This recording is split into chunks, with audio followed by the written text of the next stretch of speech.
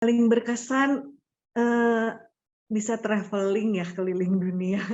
Wow.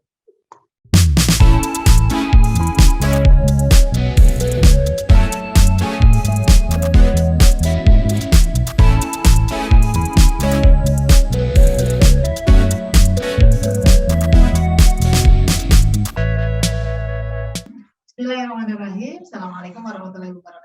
Sobat Libya, ketemu lagi kita di dalam cerita profesi. Cerita profesi ini adalah bagian dari upaya kami untuk memperkenalkan beragam profesi yang ada di Indonesia dan profesi-profesi yang menarik. Ada profesi yang inline, sejak pendidikannya sampai kemudian sekarang, ada juga yang mengalami perubahan-perubahan. Hari ini kita mendapatkan seorang tamu yang luar biasa, tamu yang sudah berkiprah bukan cuma dunia Indonesia saja, domestik saya, tapi sudah sampai ke internasional, dan kita juga melihat bahwa ada sebuah perjalanan yang bisa kita ambil untuk menjadi motivasi ke depan, dan siapa tahu di antara kalian ada yang punya cita-cita yang sama dengan profesi beliau. Kita sapa ya sekarang, Teh Meta, apa kabar? Assalamualaikum. Baik, Ibu Dia, Waalaikumsalam. Teh Dia, Assalamualaikum. Alhamdulillah kabar baik. Gimana sebaliknya, sehat-sehat juga? Alhamdulillah sehat-sehat. Teh Meta Fauzan ini, Sobat Ledia, sudah lama dikenal sebagai salah satu perancang busana muslimah yang sudah sampai ke mancanegara. Yes. Gimana Teh Meta, baru pulang dari mana lagi ini Teh? Belum, ini karena pandemi jadi banyaknya virtual ya, belum pergi-pergi lagi gitu. Tapi program-program tetap berjalan hanya secara virtual gitu. Akhir Oktober kemarin baru pameran ya, peragaan busana kan? Iya, betul. Jadi mungkin perkenalan sedikit, mungkin nama saya Meta Fauzan, profesi sebagai fashion designer dari Bandung. Kemarin kegiatan terakhir mungkin yang bisa diceritakan, jadi di Bandung sendiri banyak juga aktivitas-aktivitas yang dilaksanakan secara offline gitu kan, tapi dengan prokes dan protokol yang betul-betul dijaga ketat gitu kan, sesuai dengan aturan pemerintah yang berlaku. Jadi kemarin itu dengan Disdagin dan Dekranasda Kota Bandung ada pameran di mall, di Trans Studio Mall. Kemudian yang terakhir juga dengan Bank Indonesia itu fashion show yang dilaksanakan secara hybrid. Jadi kalau tahun lalu itu fashion-nya betul-betul virtual, jadi taping gitu. Jadi taping, tapi kalau tahun ini sudah secara hybrid, jadi ada penonton tapi dibatasi sekali jumlahnya, dan ditayangkan juga secara virtual itu dengan Bank Indonesia di Jakarta Convention Center. Jadi alhamdulillah selama pandemi ini tetap ada kegiatan-kegiatan yang dilaksanakan gitu. Oh, alhamdulillah. Karena kata orang ini termasuk sektor yang paling terdampak ya ketika COVID ya. Mudah-mudahan Betul, ya. COVID-nya pergi hilang, nah sehingga makin berkembang usaha-usahanya. Ya. Boleh dong ceritain kenapa sih jadi fashion designer dari kecil, apa gitu cita-cita teh? Sebetulnya kalau dari kecil mah sama ya, sama mungkin anak-anak sekolah gitu, sekolah kan belum ada bayangan sih nanti jadi kalau besar tuh ingin jadi apa gitu kan. Jadi waktu sekolah ya mengikuti aja gitu, sekolah SD, SMP, SMA, kemudian lulus SMA daftar kuliah gitu kan. Daftar kuliah waktu itu saya daftarnya ke jurusan ekonomi. Ke ekonomi itu daftar ke Jakarta juga, terus ke Unpad juga, akhirnya kuliahnya itu di Unpar saya. Di Unpar mengambil jurusan ekonomi akuntansi gitu. Kemudian menyelesaikan kuliah studi di Fakultas Ekonomi Universitas Parahyangan. Nah, tapi pada saat saya kuliah itu memang saya menyukai dunia fashion gitu. Tapi waktu kuliah itu nggak kepikir ya bakalan benar-benar terjun sebagai fashion designer, itu nggak kepikir gitu, karena saya sebetulnya nggak terlalu pintar menggambar baju ya, baju dengan bentuk postur tubuh gitu. Kalau menggambar memang suka dulu, tapi menggambarnya pemandangan gitu, ikut lomba gambar gitu. Sempat juara juga lah kayak gitu, tapi bukan di fashion gitu kalau gambar gitu. Nah, seiring berjalannya waktu, kebetulan saya juga memilih untuk tidak bekerja kantoran gitu kan waktu itu. Jadi mencari kegiatan yang bisa dilakukan di rumah gitu awalnya. Nah, waktu itu saya mengambil penjahit dan menerima jahitan gitu, belum produksi gitu. Mulainya sih dari situ, terima jahitan, kemudian coba-coba jual baju jadi gitu. Tapi baju jadinya kita beli kemudian jual lagi gitu. Jadi nggak berproduksi. Kemudian saya berangkat haji itu tahun 2003. Nah, setelah itu saya memutuskan untuk berhijab kan gitu. Nah, setelah itu baru memfokuskan di dunia muslim ya, fashion muslim, dan saya juga mengambil istilahnya menekuni bidang fashion gitu. Waktu itu belajar di Susan Budiarjo. Nah, setelah itu barulah kita fokus untuk produksi sendiri busana muslim. Nah, sejak itu kemudian bergabung dengan asosiasi, nah mengikuti pameran, bisnis matching, alhamdulillah lah sampai sekarang. Itu ceritanya, cerita singkatnya. Iya. Berarti sebenarnya modal bisa gambar ya. Kalau saya suruh gambar, katanya gambar kotak gitu. Kalau ini Iya. bukan pemandangan, bisa mengarah kepada gambar desain ya. Keren Iya. banget tuh. Luar biasa, Masya Allah. Jadi Iya. kalau perancang busana harus bisa jahit nggak sih, Teh? Teknik jahit yang harus dipelajari gitu, karena saya waktu punya penjahit itu saya nggak bisa jahit gitu, tapi dulu waktu kita sekolah kan pernah belajar ya, ada namanya prakarya ya dulu ya, kan suka diajarin ya waktu kita sekolah itu kan dasar ya umum. Nah, tapi sejalan beriring waktu, kalau kita punya penjahit tapi kita nggak bisa jahit atau tidak memahami ya teknik jahit, kan itu jomplang gitu kan, masa pegawainya ngerti, kitanya nggak ngerti gitu. Akhirnya saya mengambil inisiatif, saya harus belajar teknik menjahit yang baik, bagaimana kita harus mengerti gitu. Tapi untuk menjahitnya sendiri nggak apa-apa, itu penjahit aja yang mengerjakan gitu. Tapi untuk tekniknya kita harus bisa gitu. Jadi kita tetap belajar gitu. Sampai sekarang saya masih belajar gitu, masih belajar pola gitu. Masih belajar teknik-teknik membuat rancangan seperti ini gitu. Itu saya masih belajar sampai sekarang gitu. Pernah nggak misalnya gini, kita pengen deh bikin baju kayak gini, ternyata pas dikasih ke tukang jahitnya, kata tukang jahitnya, Bu ini mah susah ngejahitnya gitu. Iya, pernah gitu, karena biasanya kan baju muslim itu modelnya lurus ya, karena kan kita ada pakem kan, ada pakem-pakem yang harus diikuti, seperti tidak boleh menerawang, tidak boleh membentuk lekuk tubuh gitu. Jadi otomatis banyak itu modelnya lurus-lurus aja gitu. Tapi kadang kita ingin membuat inovasi atau diversifikasi lah, diversifikasi model. Pengen modelnya ada variasi sedikit, misalnya dengan ada draping itu dilipit-lipit misalnya. Jadi otomatis kan ada perbedaan ya dari yang biasa kita kerjakan gitu. Nah, biasanya di situ tuh penjahit, kok ini susah. Jadi kita harus research lagi, mulai studi lagi gitu. Jadi kalau untuk membuat model seperti ini dipelajari lagi. Itu ada sih. Jadi pada saat kita mengeluarkan model baru, koleksi baru, ya itu berarti harus belajar lagi gitu. Termasuk sampai penjahitnya juga harus belajar lagi gitu. Jadi sama-sama belajar artinya kalau kayak gitu mah ya. Iya. Tapi serunya sih di situ. Ya selalu nyoba yang baru. Kalau begini bisa nggak? Kalau begitu bisa nggak gitu ya? Iya, betul. Yang ngedorong Teteh untuk menekuni profesi ini siapa? Kalau dilihat dari sejarah, ibu saya tuh dulu sejarah, mamah itu dulu punya usaha baju juga gitu. Jadi waktu mungkin saya SMP ya atau saya SMP, nah mama itu dulu juga produksi baju anak-anak.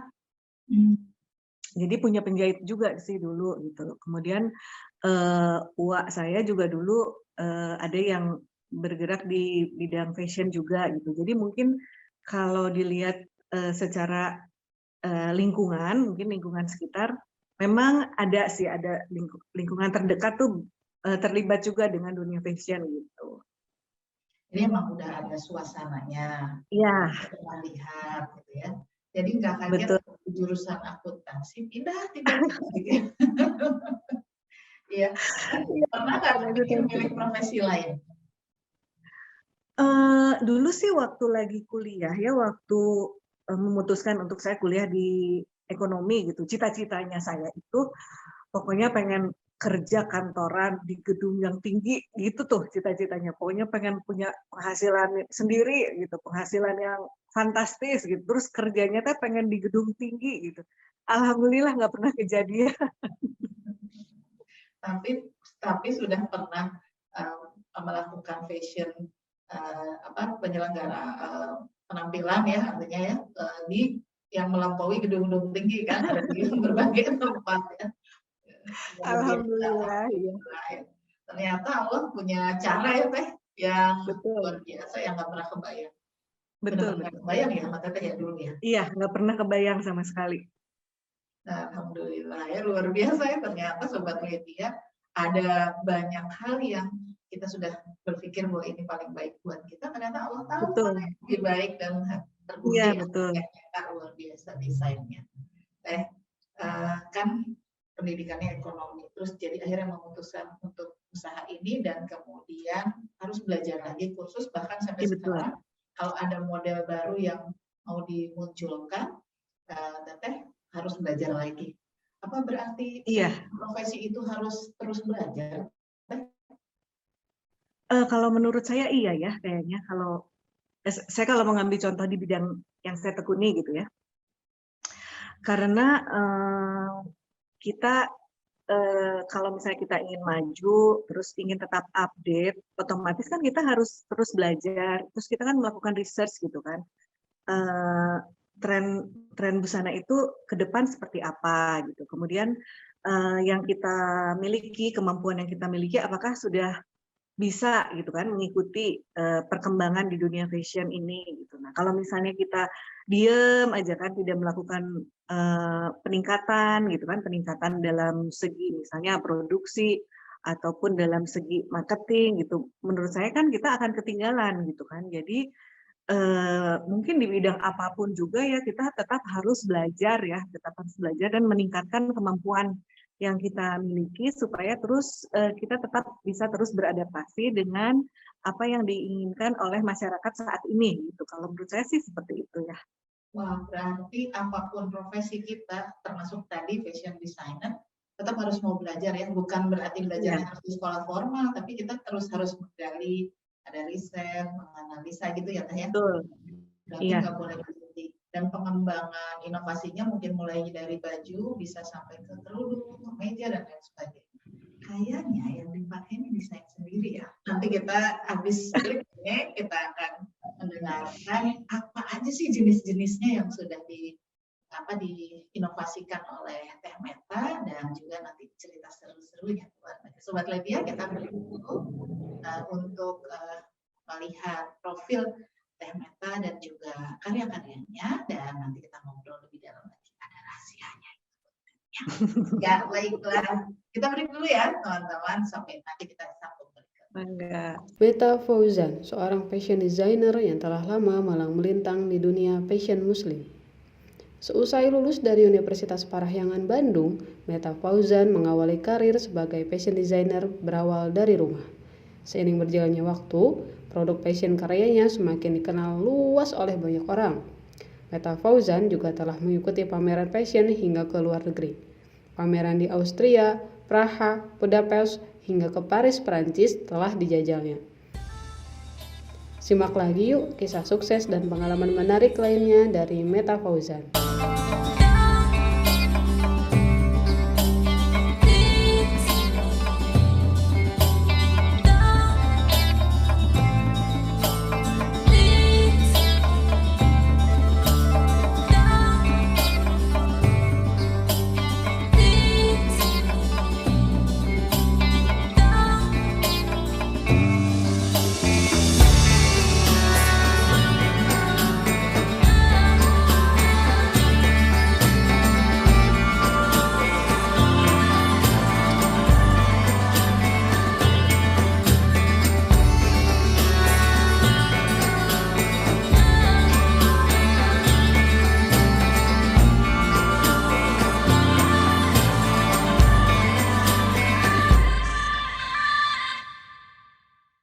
Sobat Ledia, ini adalah bagian dari segmen kedua kita yang asik-asik ngobrol sama Teh Meta Fauzan, salah seorang fashion designer busana Muslim Indonesia yang sudah keliling-keliling ke mancanegara. Tapi tadi ada pertanyaan kayaknya bukan cuma baju loh, Teh Meta juga termasuk desain motif kerudungnya tuh yang cantik tuh. Aduh, Teh, kayaknya benar kan itu Teh desain sendiri ya? Apanya? Kerudung. Iya betul. Jadi mungkin sekitar 2 tahun lalu gitu, kita selain baju ya, selain busana, kita memikirkan apalagi nih yang bisa dikembangkan gitu. Nah, kita mulailah untuk mendesain corak untuk kerudung, untuk jilbab. Nah, ini saya berkolaborasi nih untuk desainnya sama suami karena kebetulan beliau kan arsitek gitu. Jadi memang sudah mendalami dunia seperti kaligrafi gitu ya. Biasanya kan di masjid itu memang sudah lama gitu kan. Jadi kenapa enggak lah kita kolaborasikan gitu supaya bisa diaplikasikan di dunia fashion. Nah, itu kita mulai dengan memproduksi kerudung. Mulai kira-kira 2 tahun lalu lah gitu. Alhamdulillah berjalan sampai sekarang. Nah, sekarang yang terbaru itu dari corak kerudung itu kita aplikasikan juga ke busana gitu. Jadi kalau waktu itu hanya dibuat coraknya untuk kerudung, nah kemudian diaplikasikan juga untuk fashionnya gitu. Jadi ada untuk kerudungnya, ada untuknya yang mempunyai identity kita sendiri gitu kan. Itu dinamakan coraknya tuh arabes gitu. Nah yang terakhir dan pengembangan ke depannya itu, jadi si arabes itu mau kita kolaborasikan dengan corak batik gitu, karena kan kita tujuannya juga untuk mempromosikan kekayaan Indonesia baik di dalam maupun di luar negeri gitu kan. Jadi kalau kita pergi ke luar negeri kan, kalau membawa kekayaan identiti bangsa itu kan ada nilai lebih ya buat kita gitu. Jadi kalau sebelumnya kita bawa misalnya batik, tenun gitu, nah mungkin kedepannya kita akan tetap membawa identiti seperti itu, tapi ada unsur yang kita desain sendiri gitu coraknya. Mungkin harapannya sih kayak gitu ke depannya. Wow, jadi Masya Allah ya Sobat Ledia, ternyata kenapa disebut fashion design itu termasuk dalam ekonomi kreatif, karena banyak kreativitas yang harus digali dan bisa dikembangkan, inovasi-inovasi, dan wah ini seru banget. Ada identitas sendiri tapi nggak meninggalkan ciri khas Indonesia. Wah, ya. Jadi bukan mau datang kemarin sebelum COVID, kemana aja teh fashion show-nya?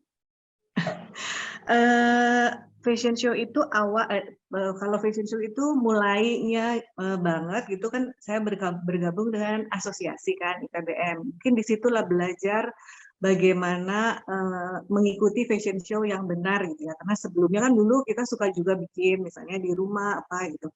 Tapi ketika kita bergabung dengan asosiasi kan di situ kita belajar bagaimana membuat konsep fashion show, mulai dari mood board-nya, rencana rundown-nya, kemudian screen-nya gitu, penampilan secara keseluruhan gitu. Nah, setelah bergabung dengan asosiasi itu kita mendapatkan kesempatan untuk mengikuti acara-acara di dalam maupun di luar negeri kan gitu. Nah, yang pertama ke luar negeri itu mungkin berapa belas tahun yang lalu, ya 14 tahun mungkin 14 tahun yang lalu saya mencoba ke Kuala Lumpur. Waktu itu ada acara namanya MIHAS Malaysia International halal tentang halal gitu, halal festival atau apa gitu. Nah itu pertama kali ke luar negeri itu ke Kuala Lumpur. Acaranya memang besar, internasional, dan diikuti oleh banyak sekali negara dari seluruh dunia. Jadi alhamdulillah sih senang karena waktu itu kita bisa mempresentasikan karya dan dilihat oleh teman-teman dari seluruh dunia dalam event itu. Nah, udah kemudian dari Malaysia ada lagi kesempatan ke Australia gitu. Kadang-kadang saya suka punya teman tinggal di Perth gitu. Terus ayo lo ke sini gitu kan. Ya tapi sambil bikin ini promosi ya udah gitu. Jadi mereka dengan komunitas di Perth bikin gitu acara. Nah, dari acara-acara yang dijalanin kemudian adalah kesempatan untuk ikut ke acara-acara yang lebih besar lagi gitu kan. Kadang-kadang kan orang melihat dulu ya apa yang kita kerjakan, baru mereka mengajak gitu. Sampai akhirnya sampai juga ke Washington waktu itu, budaya Washington itu saya tuh sangat senangnya karena tempatnya itu di Smithsonian. Smithsonian itu museum yang terbesar ya di Amerika, itu museum besar ya, museum besar. Waktu itu dengan atase pendidikan di sana, atase pendidikan di Amerika, kebetulan ada teman juga yang jadi panitia gitu. Nah, itu Smithsonian mengangkatnya busana muslim. Jadi eventnya di busana muslim. Iya. Wow. Iya, temanya tuh highlight-nya tuh busana muslim yang waktu di Amerika itu di Washington. Kemudian saya pernah alhamdulillah dapat kesempatan juga di Paris waktu oleh Kemenpar ya waktu itu. Jadi ada acara namanya Village International de la Gastronomia Paris. Itu pada tahun itu 2018, ini acaranya tahunan, tapi di Parisnya itu beda-beda lokasinya. Nah, pada tahun 2018 itu acaranya itu persis di kaki Menara Eiffel gitu kan. Wow. Jadi saya sendiri senang gitu kan, siapa sih ke Paris yang nggak ke Menara Eiffel gitu. Jadi 4 hari acaranya di sana, acara venue-nya itu di kaki Menara Eiffel, dan itu sama diikuti kalau nggak salah dari 60 negara.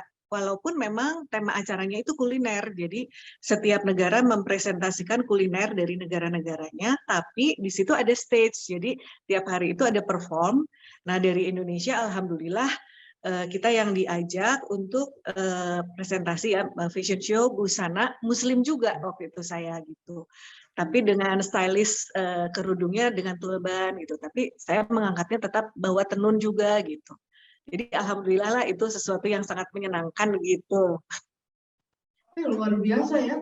Dari Malaysia terus pergi ke Washington, ke Australia, ke Paris.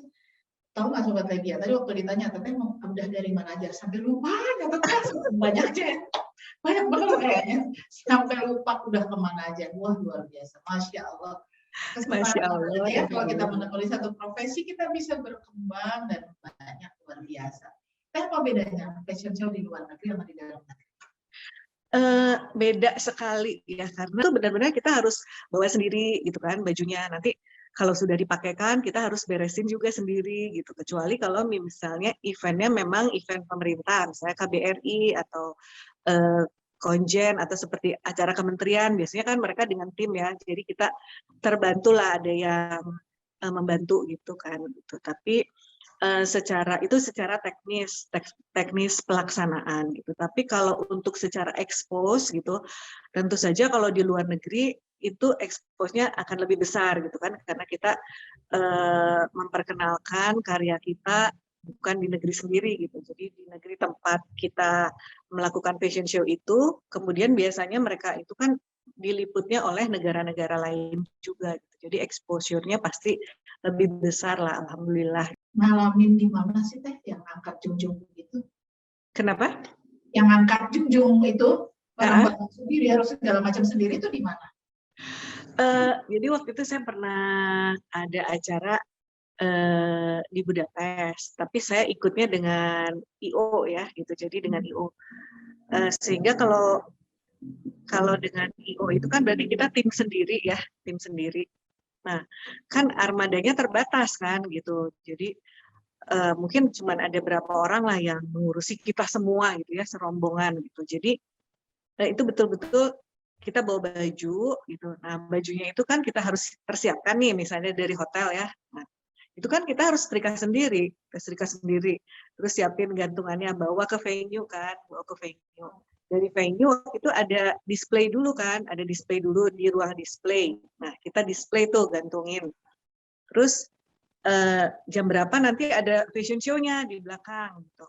Nah, itu baju kan kita bawa tuh ke belakang gitu kan, ke ruang fashion show gitu. Udah, fashion show model selesai. Model selesai kan itu baju harus digantung-gantungin lagi. Kita gantungin lagi, selesai angkat lagi ke depan gitu. Jadi ya kayak gitulah kalau misalnya kita pergi bukan dengan tim, misalnya dengan tim kementerian ya atau pemerintah. Kalau misalnya kita pergi dengan acaranya, misalnya acaranya di KBRI atau dengan kita pergi dengan tim kementerian apa gitu ya. Nah itu cenderung lebih aman ya, lebih enak karena kan tim ya kalau seperti itu gitu. Kalau misalnya yang terakhir misalnya di Maroko itu kemarin di Paris juga sama, itu mah aman ya gitu karena kan kita perginya tim gitu kan banyak. Yang di Maroko juga kemarin enak gitu karena mereka melibatkan mahasiswa gitu. Jadi mahasiswa itu diperbantukan gitu. Bantuin jadinya. Iya, kalau Maroko tuh kemarin kita pameran, saya nggak fashion show. Jadi ada tim mahasiswa Indonesia yang sedang belajar di sana diperbantukan jadi untuk jaga booth kita gitu, untuk ngasih translate karena kan nggak semua orang bisa bahasa Inggris ya kalau di Maroko itu. Nah jadi seperti itu, tapi serulah, jadi banyak pengalaman yang kita dapatkan kalau kita pergi ke luar negeri itu gitu ya, apakah fashion show ataukah banget lah pokoknya. Jadi sebenarnya kalau jadi fashion designer itu juga harus strong ya. Ya betul. Harus banting ya, kalau ada mengerjakan bukan berarti pasti dilayani gitu ya Teh ya. Iya. Harus siap untuk mau berjuang. Iya betul. Itu udah keluar negeri ya. Iya. Luar biasa nih pengalaman. Biar kita semua tahu bahwa profesi ini juga memerlukan kekuatan mental, juga kesiapan ya, dan harus sistematis ya, manajemennya mesti bagus. Betul. Selama jadi perancang busana, ada hal-hal yang dirasa susah nggak gitu, masa-masa sulit lah gitu? Masa-masa sulit ya mungkin kalau masa-masa sulit itu yang kemarin ya di awal pandemi itu pada saat orang-orang semua nggak beli baju itu gimana? Iya benar ya. Itu kan mungkin ya semua lah ya, semua sektor kayaknya ya waktu awal pandemi itu kan pasti terdampak lah gitu kan, betul-betul shifting kan itu dari semua kebiasaan yang kita lakukan, apalagi pada saat work from home itu kan memang otomatis semua diem di rumah dan misalnya ibu-ibu yang biasa beli baju, mereka akan beli baju karena ya kan kita di rumah gitu kan, kalau ditawarin, ini ada koleksi baru, tuh kayaknya enggak dulu deh katanya, kan nggak kemana-mana gitu kan. Tapi ya seiring berjalannya waktu kita juga pasti melakukan adaptasi lah untuk mengatasi hal itu gitu. Waktu itu yang saya lakukan itu kita bikin masker gitu kan, masker kain. Waktu itu sih termasuk awal ya, saya termasuk orang-orang belum bikin lah gitu. Saya tuh mikir gini, aduh ini penjahit, saya punya penjahit gitu kan. Terus kalau orang nggak beli baju, saya terus bikin baju gimana gitu. Sementara penjahit kan harus tetap digaji kan, harus tetap dibayar gitu. Udah, jadi saya udahlah kita bikin masker aja dulu gitu. Alhamdulillah sih waktu itu maskernya jalan. Karena dibarengkan dengan donasi kan waktu itu. Jadi alhamdulillah jalan waktu itu. Nah sampai seiring orang-orang sudah mulai beraktivitas lagi kan, udah beraktivitas keluar rumah. Jadi sudah mulai itu permintaan akan baju itu udah mulai ada lagi. Nah kalau sekarang udah mulai cenderung normal lah gitu ya. Itu alhamdulillah saya juga banyak dapat beberapa pekerjaan seragam gitu kan. Jadi membantulah pekerjaan seperti itu kan, membantu untuk produksi bisa jalan terus gitu. Wah, alhamdulillah selalu ada jalan keluar lah ya. Meskipun di awalnya rasanya berat, tapi ada jalan keluar, alhamdulillah ya. Yang penting kita yakin rezeki dari Allah ya. Kira-kira begitu ya. Masya Allah, luar biasa. Kalau merancang, lebih banyak ngikutin selera sendiri atau selera pasar? Itu harus mix ya, harus di mix gitu kan. Selera kita gitu kan. Wah kita teh ngotot aja, pokoknya saya pengen bikinnya kayak gini gitu. Nah pada saat produk kita diluncurkan tapi pasar tidak menerima, itu kan kita nggak bisa juga kan gitu. Masa bajunya mau numpuk gitu kan, banyak gitu. Kan kita perlu cash flow juga ya, perlu bergulir lah gitu kan gitu. Jadi tetap harus ada yang beli gitu, tetap harus mengena ke selera pasar gitu. Biasanya untuk tren itu kan biasanya tiap tahun ada gitu kan. Jadi misalnya tren forecasting ya untuk tahun depan. kita kan udah ada nih gitu, udah ada trend forecasting untuk tahun depan. Nah, kita bisa pelajari dari yang diprediksi diminati untuk tahun depan itu, apakah cocok nggak sih dengan style yang biasa kita buat gitu kan. Kalau misalnya nggak cocok, ya kita lakukan adaptasi lah sedikit gitu supaya desain kita juga bisa tersalurkan gitu ya, maksudnya bisa terrealisasi, tapi kita masukkan juga unsur pasarnya yang bisa menerima itu seperti apa gitu. Jadi tetap harus ada mix lah gitu. Kalau mix kayak gitu berarti perancang busana harus punya ilmu pemasaran dong. Iya, harus punya ilmu pemasaran.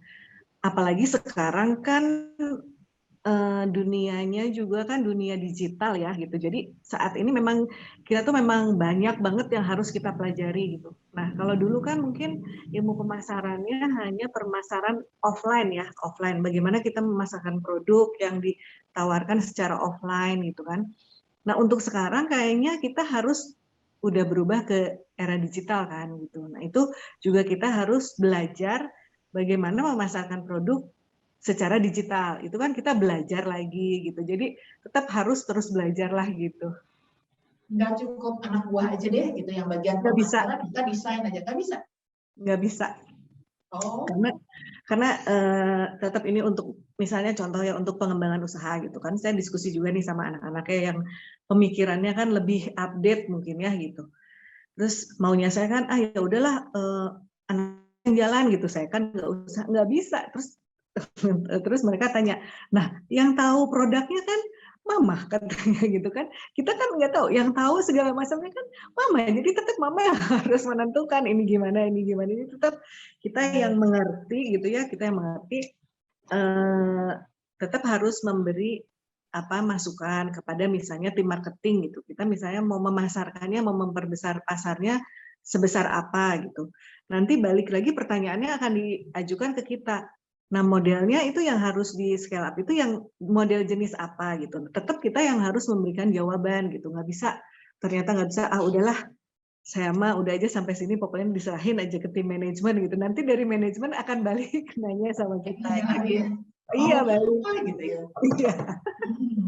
Ya itulah pokoknya, jadi tetap harus belajar ya. Kita juga kan pasti banyak ya bidang-bidang, ada produksi, ada marketing, nanti sebelumnya tuh ada research gitu kan, ada produksi itu kan nanti ada lagi belajar masalah warna gitu, masalah kalau misalnya kita untuk kerudung misalnya, untuk produksi printing, itu kan nanti harus di research lagi warnanya, kalau produksi sekian sistemnya seperti ini, pada saat kita mau memperbesar produksi nanti ada lagi kendalanya gitu kan, ada misalnya dengan produksi ada yang meleset warnanya gitu kan, itu kita harus studi kan gitu. Apalagi kalau kita sudah melakukan photoshoot misalnya, terus ada order, terus kita repeat produksi, warnanya beda, itu kan jadi masalah gitu kan, gitulah yang seperti itu.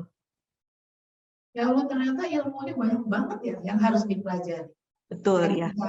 Nggak bisa stagnan, nggak bisa. Pokoknya saya mah cuma mau gambar, bikin baju udah aja gitu, nggak bisa ya. Nggak bisa. Berarti harus terus mengembangkan, cari informasi, terus kalau di foto bahan warna begini, kalau di foto jadinya warnanya berubah apa enggak gitu kan.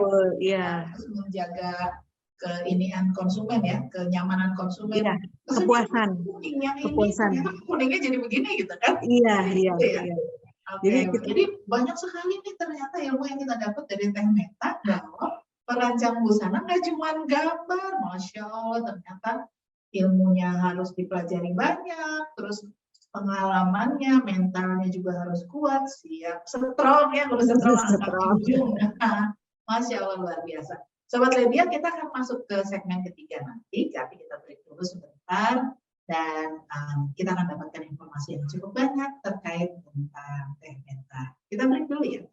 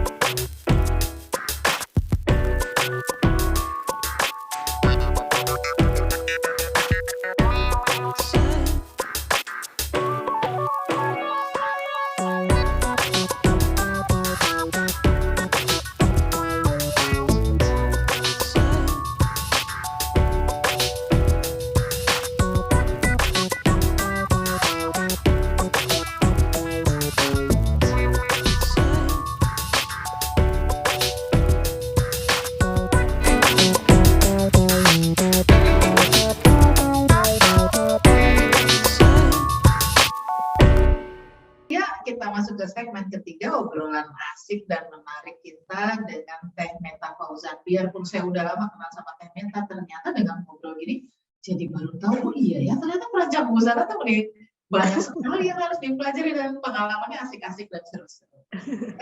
Yang paling berkesan selama jadi perancang busana apa sih? Paling berkesan bisa traveling ya, keliling dunia. Wow. Iya, karena ya itu kalau dunia fashion itu pasti, kalau untuk saya itu pasti menyenangkan lah gitu, karena kita bisa melihat baju gitu ya, baju yang indah-indah itu kan sangat berkesan lah gitu, ditambah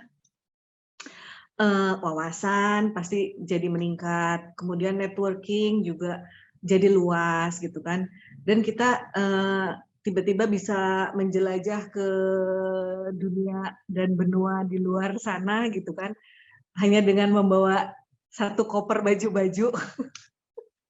Itu kan menyenangkan sekali gitu. Ya alhamdulillah ya, jadi bisa keliling dunia, bisa ketemu orang, bisa kenal dengan banyak orang, dan yang lebih menyenangkannya lagi adalah banyak yang beli, gitu kan? Iya. Ya, Kemudian kita juga alhamdulillah kan jadi mempunyai jalan untuk memberdayakan masyarakat juga lah ya gitu. Dengan kita mempunyai, misalnya kita bisa meng-hire penjahit, mempekerjakan penjahit gitu. Jadi kan penjahit, pembatik, kemudian bordir, kemudian yang terbaru juga kita tuh mengembangkan handmade ya, handmade rajut gitu kan. wow.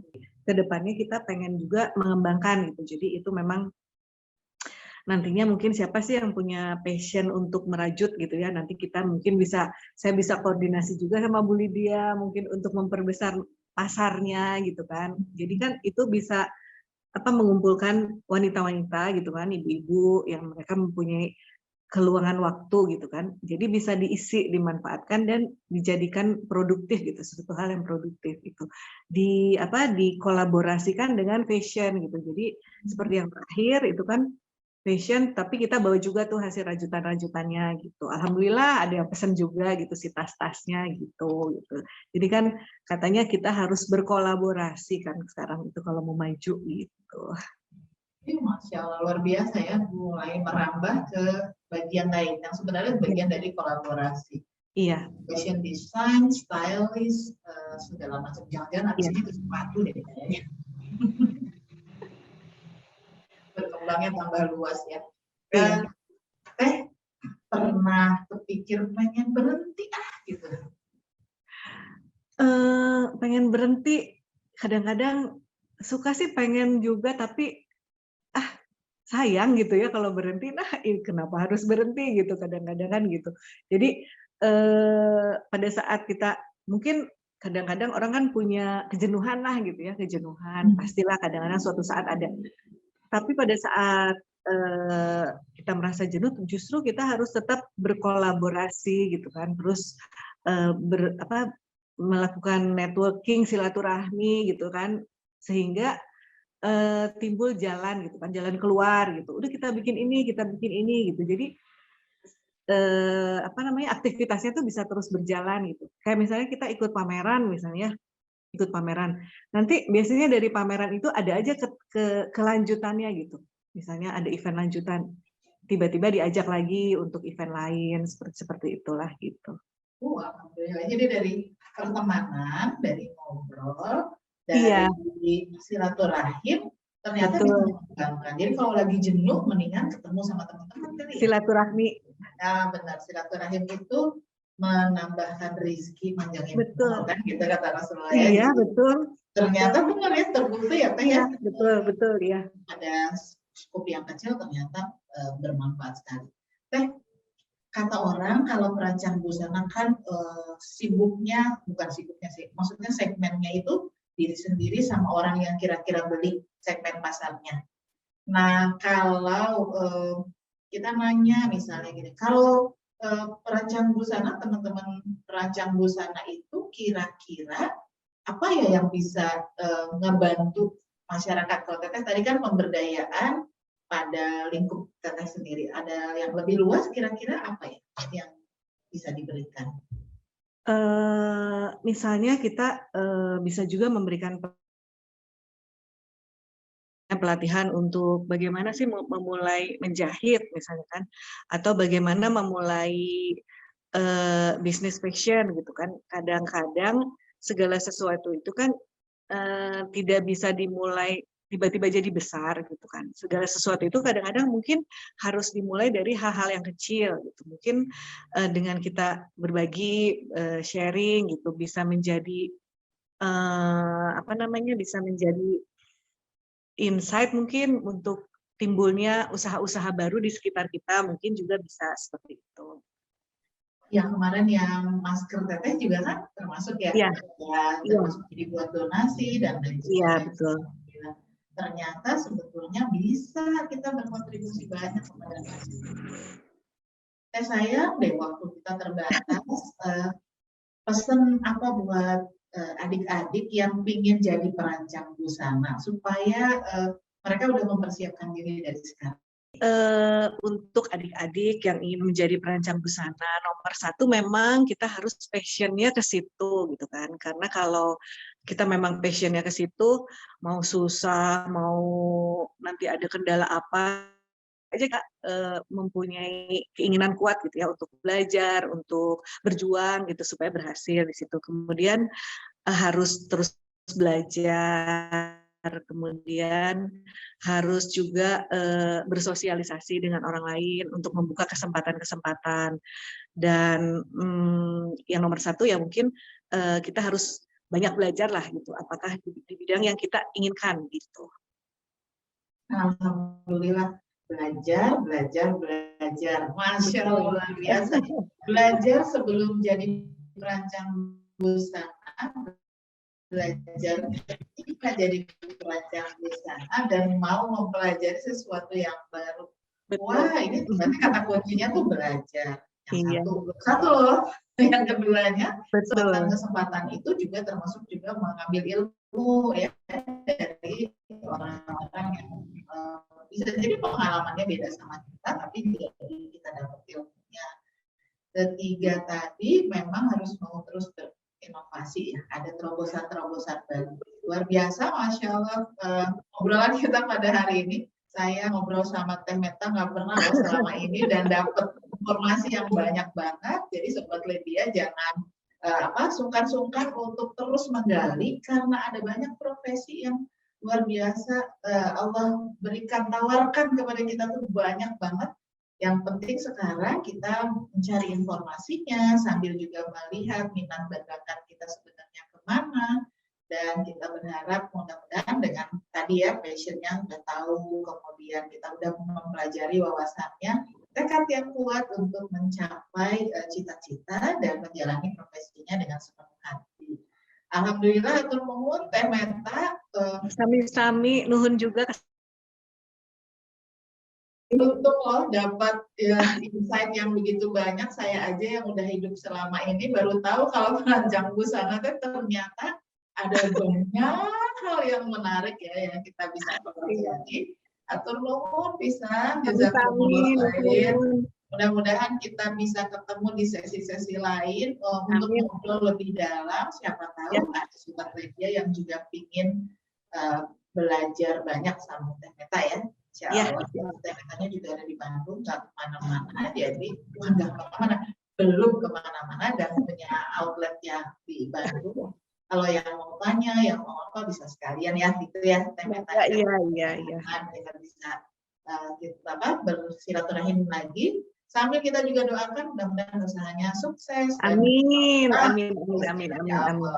mudah-mudahan bisa mewakili Indonesia di dunia internasional. Amin. Sekali lagi atur nuhun Teh Meta, atur nuhun Sobat sami-sami di dialog kita, cerita profesi kita pada hari ini, dan kita juga mengharapkan masukan-masukan ya, mau apa lagi dong yang profesi-profesi menarik yang ingin kita tahu supaya bisa memenuhi keinginan tawa kita juga bisa dapat wawasan yang lebih luas, dan kita bersyukur ada orang-orang seperti Teh Meta dan juga teman-teman lain yang mau menjadi narasumber di cerita profesi, mau membagi pengetahuannya, membagi ilmunya, memberi motivasinya buat kita semua. Sekali lagi terima kasih. Assalamualaikum warahmatullahi wabarakatuh. Matur nuwun Teh. Waalaikumsalam, matur nuhun juga.